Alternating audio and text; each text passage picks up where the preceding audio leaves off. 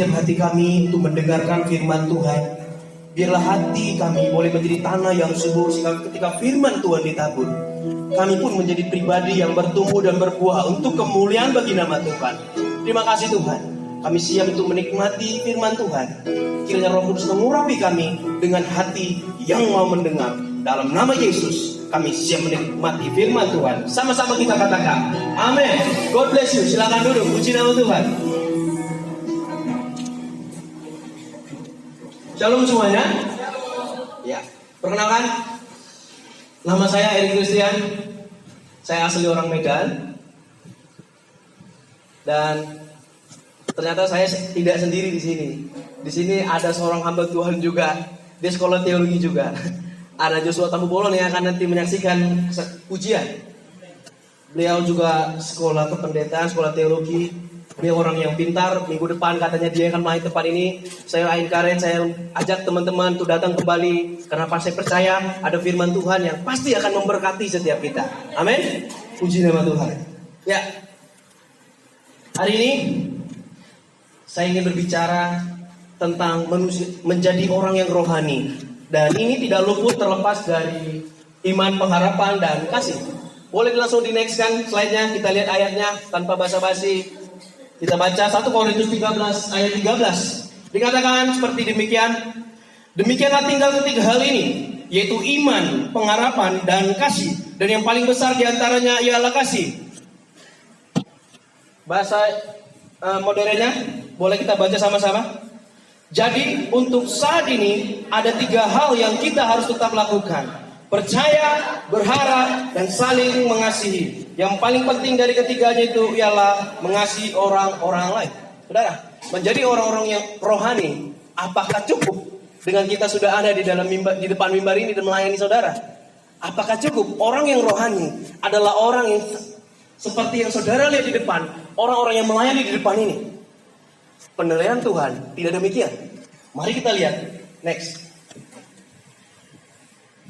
Di dalam 1 Korintus 13 tadi, di situ ada satu permasalahan yang begitu besar, di mana terdapati ada banyak orang sombong. Mereka sedang mendebati tentang karunia, tapi tidak ada kasih. Di situ orangnya rohani semua, bisa melakukan mujizat, karunianya hebat-hebat, tapi tidak ada kasih di dalam itu. Apakah pantas demikian dikatakan bahwa mereka adalah orang yang rohani? Tentu tidak. Mari kita lihat ada 2 golongan manusia. Di sini pertama adalah pria atau wanita yang biasa atau tidak rohani. Saya tidak masukin waria karena saya yakin ya datang pria dan wanita. Kalau ada waria pasti saya bikin juga ada waria di situ ya. Tapi tenang, saya percaya sini pria dan wanita ya. Bilang sama kiri kanannya, kamu pria kan? Atau wanita? Just kidding, alright. Nah, di sini dikatakan ada pria dan wanita yang tidak rohani. Sini kita baca, hal ini menunjuk kepada orang yang belum dilahirkan kembali atau belum lahir baru, yaitu orang yang semata-mata diperintah oleh naluri alamiahnya dan diperbudak oleh kedagingan dan hawa nafsunya. Saudara tahu bahwa salah satu hal yang paling mengerikan di dalam kehidupan kita adalah ketika Tuhan tidak berbicara dalam kehidupan kita dan Dia menyerahkan diri kita kepada hawa nafsu kita. Itu paling menyeramkan. Ya, di dalam Roma 1 itu ada. Kalau Tuhan udah kasih tegur, Tuhan kasih firman Tuhan, tapi kita nggak mau dengarin, Dia akan nyerahkan kita ke keinginan nafsu kita, dan kita akan binasa ujungnya. Jangan melawan Tuhan. Kalau tahu akhirnya kita akan kalah, lebih baik nyerah, pakai aku Tuhan, lebih enak kan? Nah, di sini dikatakan orang yang tidak rohani ini tidak mampu mengenal Allah, memahami cara kerja Allah, taat kepada Allah, dan menginginkan Allah lebih dari segalanya. Jadi udah tahu jawabannya. Kalau saya belum lahir baru, itu penyebabnya kenapa saya sulit banget berdoa. Itu kenapa saya malas banget baca Alkitab. Kenapa? Karena saya belum lahir baru. That's it.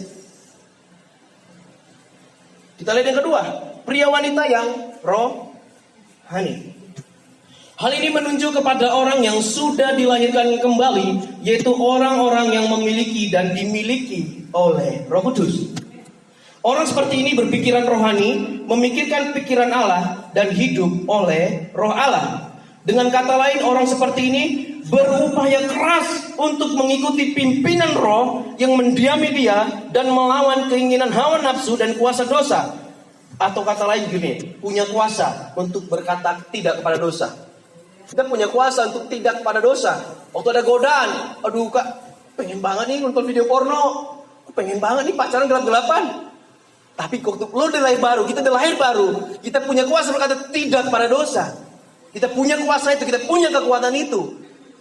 Tapi pertanyaannya, apakah kita sudah lahir baru? Lalu bagaimana agar kita menjadi pribadi yang lahir baru? Tentu Alkitab menjelaskan agar kita menjadi pribadi yang lahir baru adalah iman kepada Yesus Kristus Tuhan. Dia Allah yang menjadi manusia, menebus dosa manusia yang berdosa, menjadi manusia yang tidak berdosa untuk menebus manusia berdosa, agar kita manusia yang berdosa dapat menyebut dia Aba, Bapa. Perlu iman. Tapi perlu saudara tahu bahwa iman di sini, kalau saudara baca dalam kitab Roma, banyak banget dijelaskan bahwa kita diselamatkan karena iman.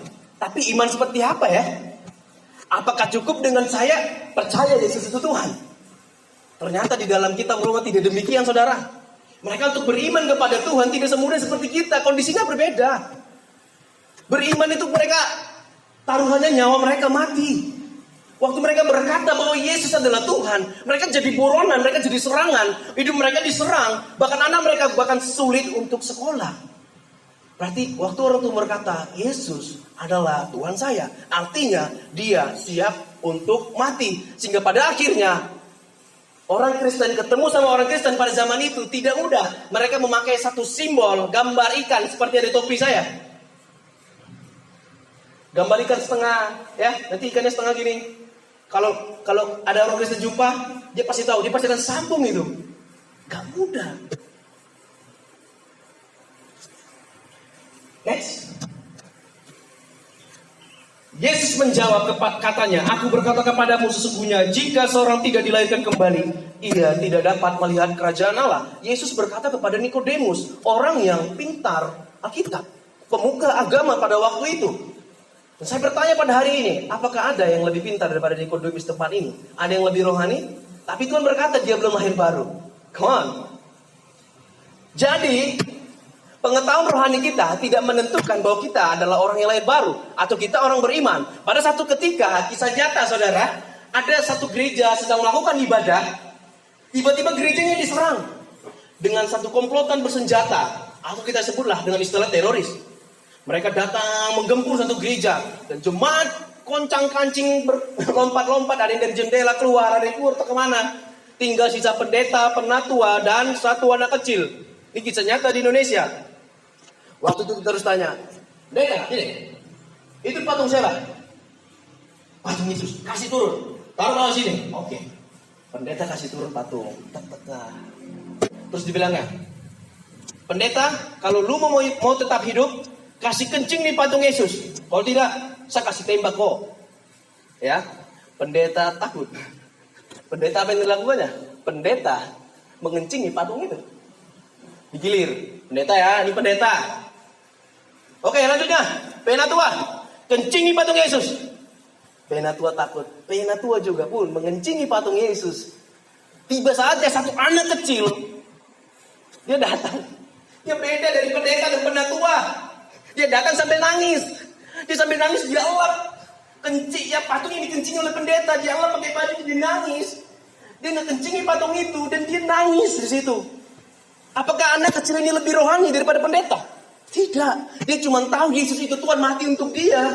Dan Yesus sudah menyelamatkan hidup dia. Tapi dia benar sungguh-sungguh beriman. Dan dia menyerahkan hidupnya kepada Tuhan. Pengetahuan kita tentang Alkitab tidak mencerminkan bahwa kita adalah orang yang beriman. Ini kisah nyata dan singkat ceritanya anak kecil ini dan pendeta itu siapa yang dibunuh? Pendetanya yang dibunuh dan penatuannya yang dibunuh. Komplotan senjata bilang kayak gini, pendeta, sama Tuhanmu saja kamu tidak bisa setia. Bagaimana mungkin kamu bisa setia menjadi pengikutku? Sehingga pendeta ditembak mati. Jedar. Anak kecil, kamu boleh pergi. Dan sekarang anak itu sekolah Alkitab di Tiga Batu Malang. Wow. Apakah kita sudah beriman, percaya Yesus Tuhan? Artinya Tuhan tak usia mati untuk Tuhan. Karena Tuhan udah mati untuk aku. Saudara bayangin, waktu keadaan kita dalam berdosa, itu artinya kita ada di dalam belenggu penjara. Dan waktu di dalam penjara, kita mau disiksa. Ada algojo yang mau siksa kita. Tapi waktu algojo mengayunkan cambuknya, Yesus datang. Dikasih gini, tidak. Bukan kamu yang disiksa, aku yang disiksa. Siksa aku. Itu Anda dan saya. Atau kita disiksa, tapi Yesus langsung memberi dirinya untuk kita. Come on. Kita lihat langsung. Bagaimana menjadi orang yang rohani? Tadi kita udah bahas, iman. Saya katakan sini, iman bukan hanya percaya Yesus Tuhan, tapi juga menyerahkan hidup kita kepadanya. Berbeda jelas jikalau kita percaya Yesus Tuhan, tapi tidak menyerahkan hidup kita kepada Tuhan, kita akan menjadi pribadi yang tahu Yesus itu Tuhan, tapi tidak memperlakukan Yesus sebagai Tuhan. Ada begitu banyak orang tahu Yesus itu Tuhan, tapi sedikit yang memperlakukan Yesus sebagai Tuhan. Terbukti bukan? Waktu kita ibadah, kalau masih ada yang main HP, I don't know. Tapi apakah kau memperlakukan Yesus sebagai Tuhan? Waktu kita sendiri di rumah, apa kita menghargai pribadi Yesus? Waktu kita disakiti, apakah kita lebih milih mengampuni? Waktu ada orang datang minta tolong, apa kita lebih memilih untuk minta tolong? Kita menolong. Itu yang mencerminkan kita berbeda. Kalau kita cuma percaya Yesus itu Tuhan, tapi tidak menyerahkan hidup kita kepada Tuhan, kita akan menjadi orang yang percaya Tuhan, seperti banyak orang, tapi memperlakukan Yesus bukan Tuhan. Klik. Apa yang membuktikan orang tersebut memiliki iman? Orang yang menginginkan Tuhan lebih dari segalanya. Pada satu ketika, seorang pendeta bernama Paul Washer, pendeta yang begitu sangat-sangat mengasihi Tuhan, dia berkata seperti ini. Kalau saya sudah melihat keindahan Tuhan yang maha indah, tidak mungkin saya tertarik oleh keindahan dunia. Sama halnya seperti Bapak Gembala saya Gembala. Kalau Bapak Gembala pasti akan berkata dan setuju bahwa berkata kepada Ibu Gembala bahwa Ibu Gembala paling indah dalam kehidupannya. Tapi Bapak Gembala gak akan pernah bisa mengakui hal itu sebelum Bapak Gembala bertemu dengan Ibu Gembala. Ketika Bapak Gembala melihat Ibu Gembala, dia melihat ada satu yang paling indah. Makanya dia bisa berkata dia yang paling indah. Maka Bapak Gembala terus setia. Wah, luar biasa. Ya, apakah kita sudah melihat Allah yang maha indah? Atau dengan kata lain, apakah kita sudah mengalami perjumpaan dengan Tuhan yang maha indah? Kalau kita udah ngelihat Tuhan yang indah banget, kita gak mungkin tertarik sama dunia yang mencoba menyodorkan kepuasan dunia. Kita gak akan tertarik ketika teman ngajak, yuk kita melakukan hal ini, yuk kita nonton ini, yuk kita lakukan ini yang negatif, yuk kita bosan ibadah, bosan. Come on. Kalau kita udah ngelihat keindahan Tuhan, kita akan sulit berkata tidak untuk pekerjaan Tuhan. Kalau kita udah ngelihat keindahan Tuhan, kita akan sulit untuk tidak mengasihi orang yang menjahati kita. Kita akan lebih mendoai dia, kita akan lebih memberkati dia. Sulit, yes, tapi Roh Kudus ada dalam kita yang memampukan kita untuk mengasihi, mengampuni. Come on. Kalau kita berjumpa sama dia yang paling indah, kita rindu Tuhan, aku pengen banget tumbuh Tuhan dalam firman Tuhan. Aku pengen banget bisa melayani Tuhan. Aku pengen banget benar-benar jadi anak Tuhan yang mencintai Tuhan lebih dari segalanya. Ya, yang kedua, tujuan hidupnya tidak berfokus pada menjadi besar atau tenar, tapi menjadi benar. Ya, bukan jadi besar atau tenang. Anak Tuhan tidak diciptakan punya tujuan untuk jadi tenar, tapi jadi benar. Beda bukan? Daud, pada waktu belum ada orang yang mengenal Daud, bahkan orang tuanya melupakan dia. Dia cuma jaga kambing bembek, cuma situ. Ya, tapi apa yang terjadi? Daud melakukan hal yang sederhana itu dengan cintanya yang besar. Terbukti bukan? Waktu Daud melakukan hal kecil itu dengan cintanya yang besar kepada Tuhan, ketika binatang peliharaannya mau dimakan oleh binatang buas. Kalau saya jadi Daud, nah makan aja nih, saya tidak berani sama binatang buas ya. Tapi Daud dia ajar itu binatang buas, membuktikan dia bahwa dia melakukan hal ini. Dia mengejar kebenaran Tuhan, dia mengejar hidup berkenan di hadapan Tuhan. Dia tetap setia apapun yang dipertanggungjawabkannya, sekalipun itu kecil, tapi dia melakukannya dengan cinta yang besar. Tidak semua kita bisa melakukan hal yang besar, tapi kita bisa melakukan hal yang kecil dengan cinta yang besar. Come on. Daud melakukan hal kecil dengan cinta yang besar, sehingga pada akhirnya dia tidak punya pikiran untuk menjadi besar atau tenar menjadi raja. Apa yang terjadi? Malah dia yang jadi raja. Tuhan ngejar orang yang kayak gitu. Mungkin kamu gak bisa, Kak, aku kurang rohani, aku gak ngerti baca Alkitab. Sama, dulu aku juga gitu. Enggak sendirian. Ya, lakukan hal yang kecil dengan cinta yang besar, dampaknya pasti besar. Yang ketiga, mempunyai hati untuk memberitakan Injil agar orang lain diselamatkan. Saya selalu bilang sama teman-teman saya, kalau saya pelayan di Komsel melalui Zoom waktu di Jakarta, waktu saya kuliah sana, saya bilang, keintiman tidak bisa dilepaskan dari pemberitaan Injil. Kalau kita berkata saya adalah orang yang intim sama Tuhan, tapi kalau kita tidak memberitakan Injil, keintiman kita perlu dipertanyakan. Karena pada waktu Yesus sebelum naik ke surga, ada satu perkataan yang begitu harus kita perhatikan, saudara.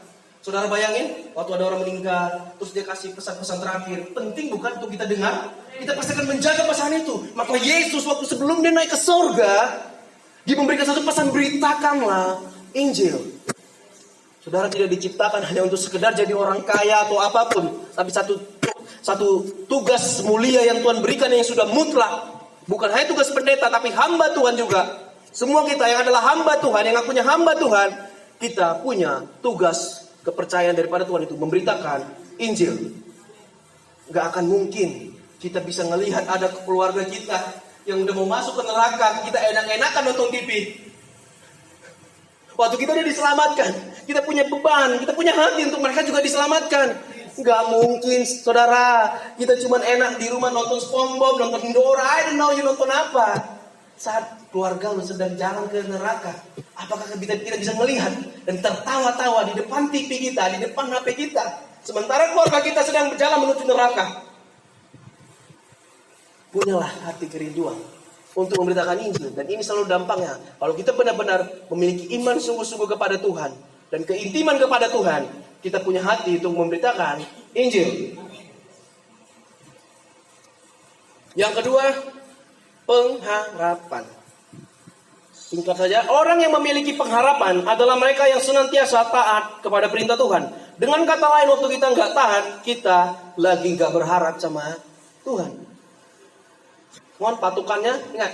Jadi kalau orang benar, saya orang yang berharap sama Tuhan, gak mungkin saya cuma duduk-duduk di kafe minum kopi doang tanpa saya melakukan firman Tuhan. Orang yang berharap adalah mereka yang melakukan firman Tuhan. Waktu Nuh memberitakan firman Tuhan kepada manusia, dia apa yang terjadi? Dia ditolak. Pemberitaan Injilnya tidak berhasil. Ya. Tapi apa yang terjadi? Ketika Allah memerintahkan binatang untuk masuk ke dalam bahtera Nuh, binatang jauh lebih taat daripada manusia. Sungguh menyedihkan, bukan? Nuh memberitakan firman kepada manusia, manusia tidak taat. Tapi ketika Allah memberitakan firman kepada binatang-binatang masuk ke dalam bahtera Nuh, binatang langsung masuk. Sama kayak kejadian Yunus. Waktu si Yunus mau coba melarikan diri, ya, Tuhan perintahkan ikan besar untuk menelan dia. Ikannya taat. Bukankah kita lebih berharga daripada ikan? Bukankah kita lebih berharga daripada binatang? Come on. Kita harus taat. Dan kita bisa taat karena roh Tuhan ada dalam kita. Yang ketiga, ini hal yang menarik, yaitu kasih. Jika kasih adalah yang terpaling besar, iman, pengharapan, dan kasih yang paling besar adalah kasih, maka ketika kita tidak melakukan kasih, kita telah melakukan kesalahan yang paling besar. Klik Wahyu 2 ayat 4 sampai 5. Saya minta saudara boleh baca ayat 4 sampai ayat 5. 2, 3, ya kita sama-sama. Namun demikian aku mencela engkau, karena engkau telah meninggalkan kasihmu yang semula. Sebab itu, ingatlah betapa dalamnya engkau telah jatuh. Bertobatlah dan lakukanlah lagi apa yang semula engkau lakukan. Jika tidak demikian, aku akan datang kepadamu dan aku akan mengambil kegidianmu dari tempatnya jikalau engkau tidak bertobat. Apa yang terjadi di dalam kitab Wahyu 2 jemaat Efesus? Jemaat Efesus adalah jemaat-jemaat yang giat melayani Tuhan. Jemaat Efesus tidak melakukan dosa pornografi. Jemaat Efesus tidak melakukan dosa pencurian, penggelapan uang. Dosa mereka bukan membegal, membunuh orang, bukan. Mereka adalah orang yang giat melayani. Kalau ada jam doa nih, wah, ada acara doa di gereja, mereka selalu datang. Mereka selalu on time. Mereka selalu gila-gilaan sama Tuhan. Bahkan di dalam ayat selanjutnya dikatakan mereka rela menderita demi nama Tuhan. Dan mereka tetap sabar. Bukankah orang seperti ini adalah orang yang mengasihi Tuhan? Tapi apa yang terjadi di ayat 4, Tuhan bilang apa? Namun demikian aku mencela engkau karena engkau telah meninggalkan kasihmu yang semula. Dan di ayat 5 dikatakan, sebab itu ingatlah betapa dalamnya engkau telah jatuh. Mirip bukan? Waktu kita tidak melakukan kasih, kita melakukan kesalahan yang besar. Dan Tuhan bilang kita jatuh sangat dalam. Kenapa ya? Kok Tuhan penting banget sih kasih kepada Tuhan? Apa sih? Apa yang membuat Tuhan penting? Saudara bayangin. Saya ajak kita membayangkan. Ini sedikit unik ya. Supaya bayangkan kita semua adalah seorang suami, ya. Saya nggak call by suami istri, tapi saya coba pakai analogi ini ya. Coba kita bayangin kita adalah seorang suami dan kita punya istri yang cantik kali. Kita punya anak yang cantik, yang pintar, istri kita ramah, ya kan? Singkat ceritanya kita kerja, kita punya bos di kerjaan selalu ngomel dan ngomeli kita. Kita selalu salah di mata bosnya, di bos kita. Ya, sehingga pada ceritanya kita pun selesai bekerja, kita pulang ke rumah untuk bertemu istri yang cantik, anak yang baik. Masuklah ke rumah, sampai ke rumah, buka pagar, istri udah sampai di depan pintu melihat dengan senyumannya yang cantik, senyumannya yang manis. Tetap bayangin ya. Oke, waktu suami keluar dari mobil, terus jalan menuju ke pintu, istri bilang, "Pak, kenapa Pak? Bosnya lagi ya?" "Udah, sekarang kamu ganti baju. Aku udah masak masakan kesukaan kamu loh." "Iya mah." Wah, langsung suruh istrinya, "Yaudah masuk kamu mandi." Datang suaminya, "Cium dulu dong." Wah, oke, masuk ya kan, masuk ke dalam mandi. Tiba ketemu di meja makan. Istri bilang kayak gini, "Pak, aku kenal kamu itu adalah orang yang suka keterbukaan bukan? Kamu suka kejujuran bukan?" "Iya Ma, aku mau ngomong sesuatu Pak." "Oh yaudah ngomong aja Pak. Tapi kamu janji, kamu jangan marah ya. Kamu kan gak suka kan? Kamu suka kan kalau orang terbuka?" "Iya udah Ma, ayo cepat ngomong apa sih?" "Yaudah, aku mau ngomong ini. Pak, selama 1 tahun terakhir ini, aku tidak lagi mencintaimu Pak." "Hah? Apakah seorang suami akan respon?" "Oh, cuman itu, Ma." "Wah, Pak, aku kira kamu mau ngomong apa." "Wes ada apa, Ma?" Apakah gitu responnya? Tidak, sang suami pasti akan berkata, "Ma, aku sungguh terkejut, Ma, apa yang kau katakan. Siapa, Ma, yang sudah masuk dalam hatimu? Dan siapa yang sudah masuk dalam kamarmu? Beritahu aku, Ma." Pak, tunggu dulu. Kamu kan janji, kamu gak akan marah." "Tidak. Beritahu, Ma, siapa yang masuk dalam kamarmu dan hatimu?" Oh, pedis. Ya kan? Sang istri bilang, "Pak, aku tetap istrimu. Aku tetap tidur di sampingmu. Aku tetap menyediakan engkau makan setiap pagi dan malam. Aku setiap hari akan membersihkan rumah, menggosok pakaianmu. Aku tetap bersamamu menjadi istrimu, Pak." Pasti suami langsung bilang, "Pergi dari rumah ini. Angkat kopermu, pergi dari rumah ini. Aku tidak butuh kamu. Aku bisa menyewa atau menghadiri 100 wanita untuk tidur bersamaku. Pergi dari rumah ini." Kenapa saudara? Karena yang paling penting udah hilang. Yang paling itu kasih, cintanya udah hilang. Sama halnya kayak kita udah melayani, tapi kasihnya nggak ada. Hati Tuhan tuh kayak gitu, kayak bapak tadi. Ya, kayak sang suami tadi. Hatinya pedih banget. Hatinya sedih banget. Dia bukan kayak bos di kerjaan. Kayak kita jadi bos, ada karyawan. Yang penting karyawan kita kerja bagus kan. Menghasilkan keuntungan bagi perusahaan. Dan aku akan menggajimu. Bukan begitu. Bos perusahaan pasti nggak akan tanya, kamu mengasihi aku nggak? Bos perusahaan pasti lebih mementingkan kamu kerja yang baik, beri keuntungan bagi perusahaan. Tapi Tuhan tidak. Dia akan tanya kasih kita. Itu yang paling penting. Dia lebih penting relasi daripada hasilnya. Bangun hubungan sama Tuhan, itu yang paling penting, saudara. Kasih kepada Tuhan jauh lebih penting. Pada satu ketika Adam dan Hawa jatuh ke dalam dosa, mereka telah meninggalkan kasih mereka kepada Tuhan. Hati Tuhan sakitnya bukan main, sama kayak yang saudara bayangin menjadi seorang bapak tadi. Sehingga pada akhirnya dia gak mau anaknya, tidak mengasihi dia. Sehingga pada akhirnya Yesus mati di atas kayu salib. Untuk apa? Agar kita menjadi pribadi yang mencintai Tuhan lebih dari segalanya.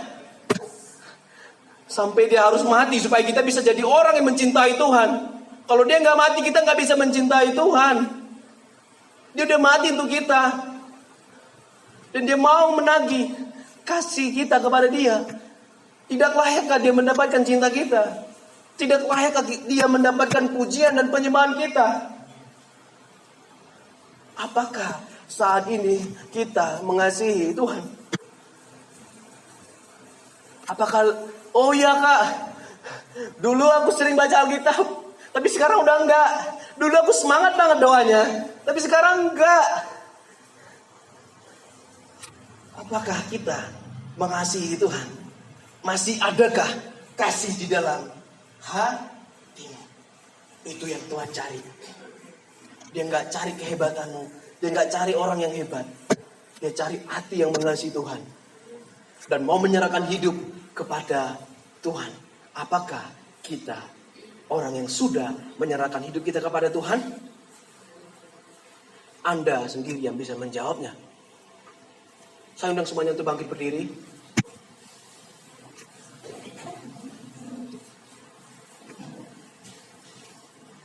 Saya ajak saudara, firman yang sederhana singkat ini untuk saudara renungkan. Apakah kita mengasihi Tuhan? Mari kita renungkan selama beberapa menit ke depan. Kita datang di hadapan Tuhan. Kita merenungkan, Lord, apakah aku masih mengasihimu? Satu pertanyaan yang sangat sederhana bukan? Tapi itu yang paling penting.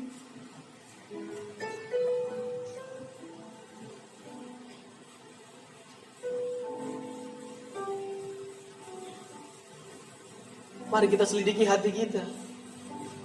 Kita jujur di hadapan Tuhan. Tuhan, saat ini memang aku gak ngasih Tuhan. Gak apa-apa, jujur aja. Dia terima kau apa adanya. Mungkin kau berkata, Tuhan, aku udah kotor banget. Aku udah hancur banget. No problem. Serahkan hidupmu. Aku yang bertanggung jawab. Aku akan mengubah hidupmu. Yang dulu hina menjadi berharga. Mari kita renungkan.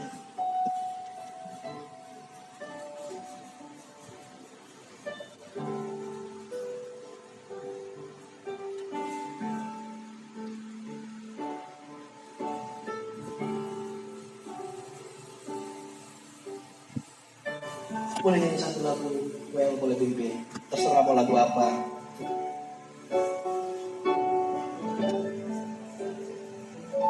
Selidiki aku, lihat hatimu.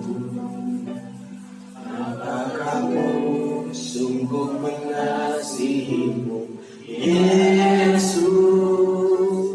Kau Maha dan menilai hidupku.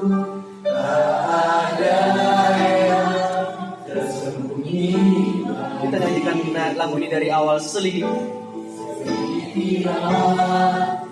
Yes, terbuka sama Tuhan. Ya Allah yang mengampuni dosamu, sungguh mengasihi Yesus.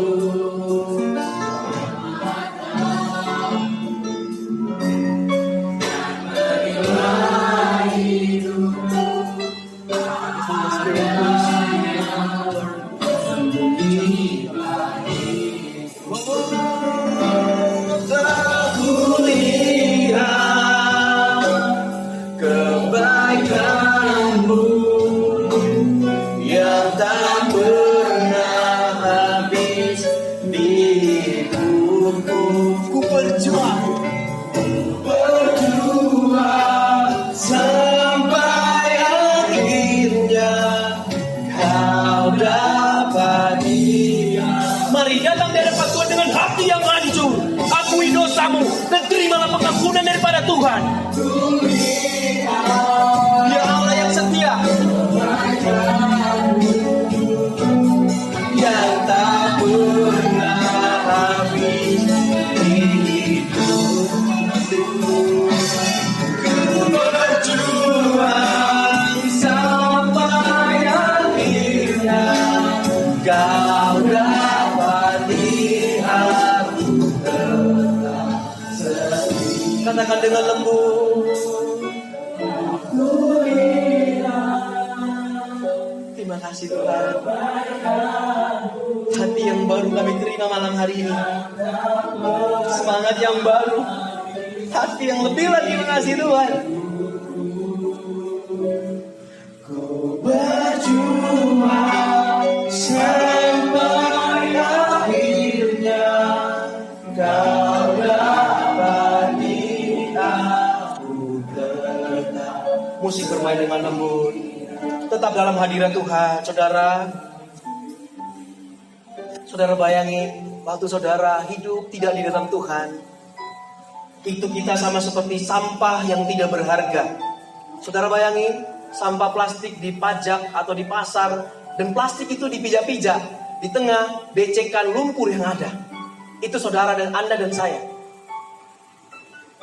Kita waktu di luar Tuhan, waktu kita tidak di dalam Tuhan, keadaan kita seperti itu. Kita dipijak, kita nggak dihargai, dan kita nggak ada nilai hidupnya.